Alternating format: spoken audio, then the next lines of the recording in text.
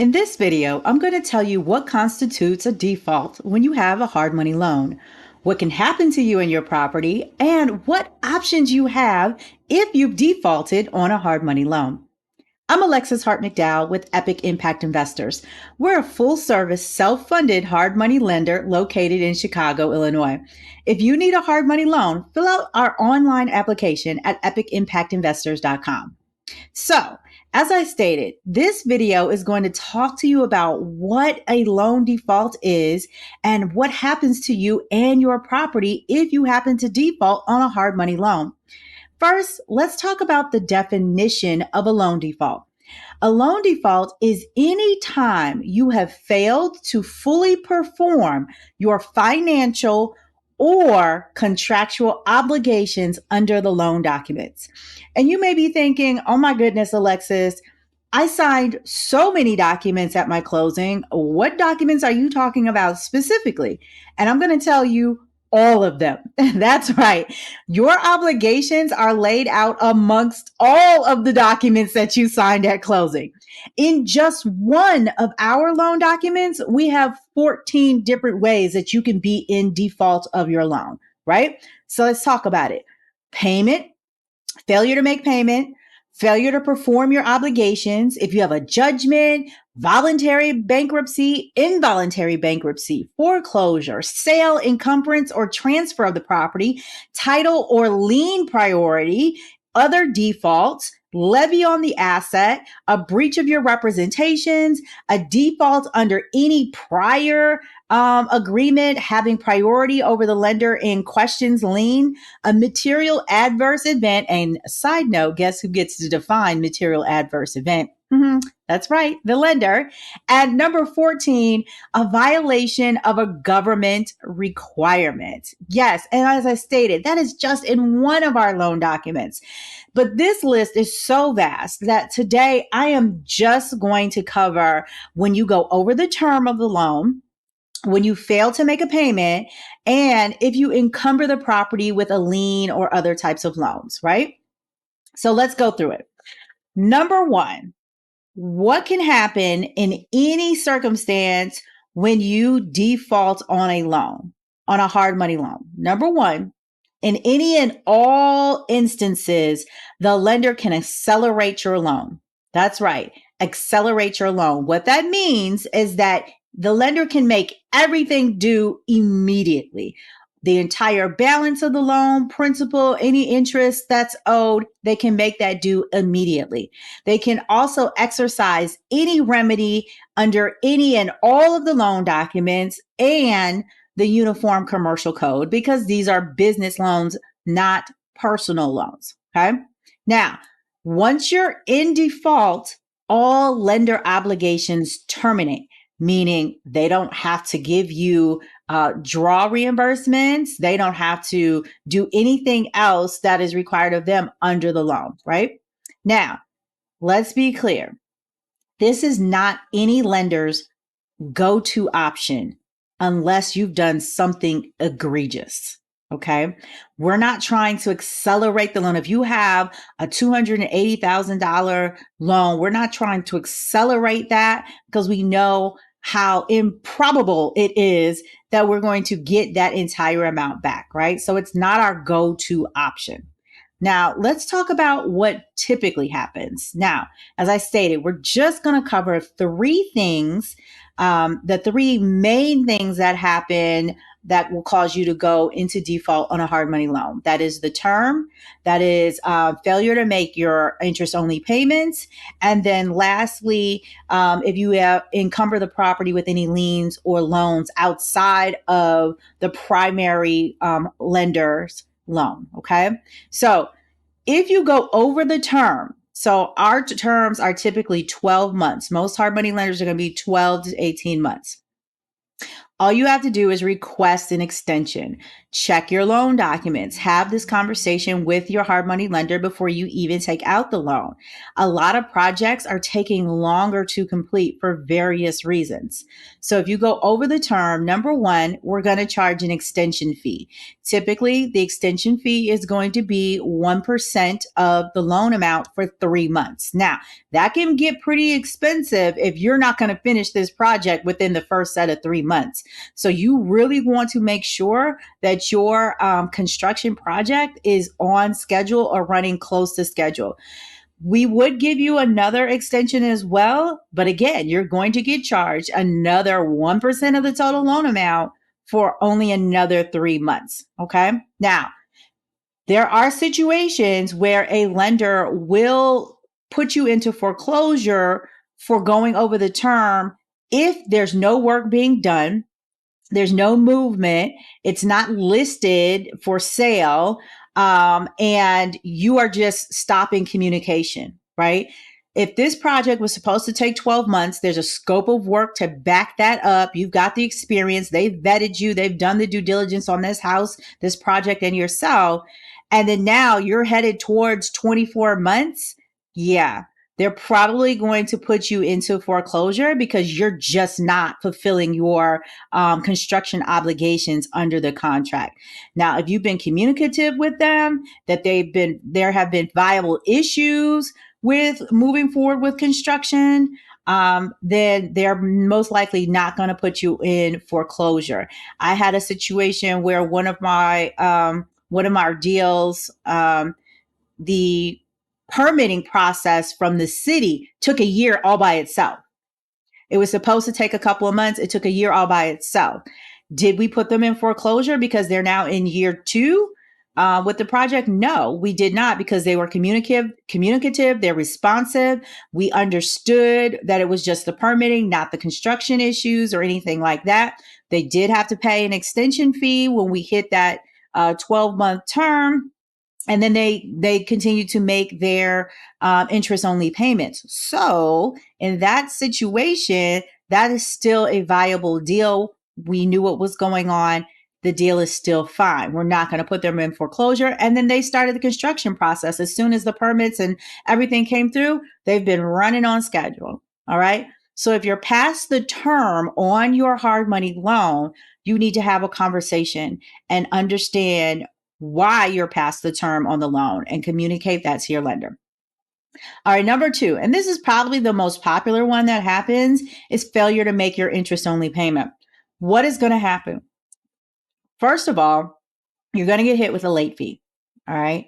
Second of all, depending upon what the issue is as to why you're late with payment and whether or not that is going to continue, you're going to get hit with default interest. And I think people really need to understand the implications of default interest, because our interest rate is 13%.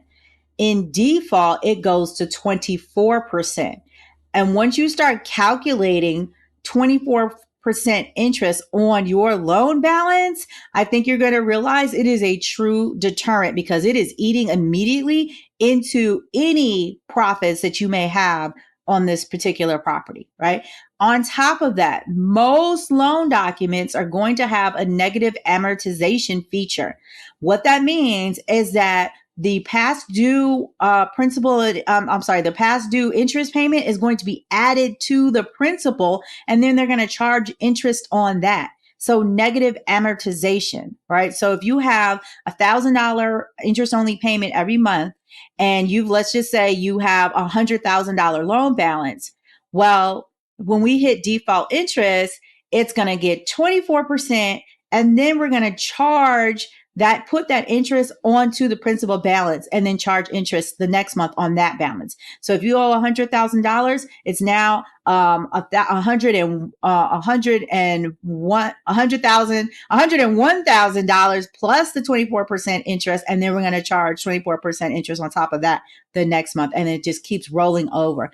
So negative amortization. Please understand whether or not your loan has that feature, because it is going to make a huge difference in your bottom line, and it is also going to change how you make decisions, saying, "Hey, I need to find this money to make this interest only payment." Right? The next thing that can possibly happen is you won't get reimbursed for any draws. You may say, "Hey, I spent 50,000. I'm submitting a draw. We got this work done. We're going to be great. Submit it." But we're not reimbursing you until you make your payment. Okay? That is something that happens. A lender has that right? They can also deduct the payment from the draw. I do not recommend that you think that that's going to happen every time, because lenders don't want to use the construction reserve to make your payments, because it's for the point of you finishing the construction. And if you're now dipping into the construction reserve to make your payments, then that's going to be a red flag to the lender and put them on notice that, hey, something is going on here, and they're going to start slowing up payments, or they're going to start inspecting more, or they're going to start putting higher contingencies on you. Okay. So you need to make your interest only payment. Otherwise, like I said, you won't get reimbursed for draws until you make the payments, or they may deduct the payment from the draw, but that's going to raise some additional red flags for them. Okay. Under the loan documents, the lender also can use your construction reserve, as I just mentioned, to make the payment, reducing what you have available for construction, which is going to affect your ability to finish the project.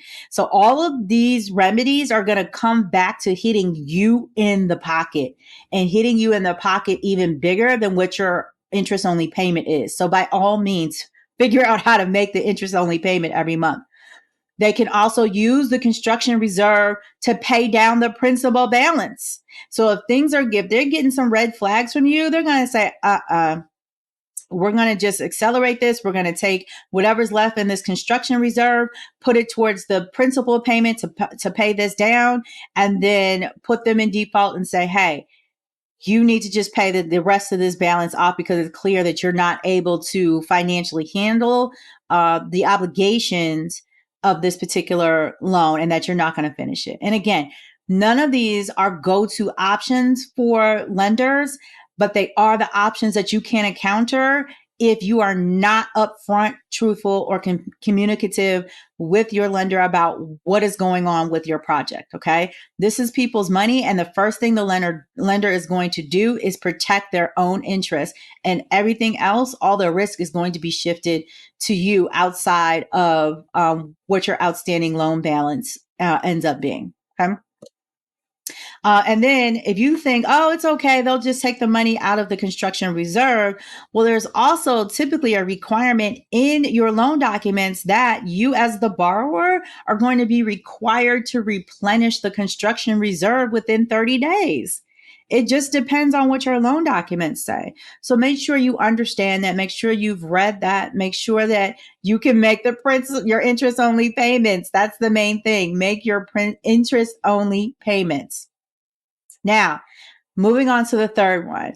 If you've put additional liens or loans on this property, the lender has the right to put default interest on you, because you are implicating their interest in the property by putting additional liens and loans. Now, those liens and loans will be subordinate to the primary lien holder, which is typically the hard money lender. Epic takes first position liens, first position loans, right?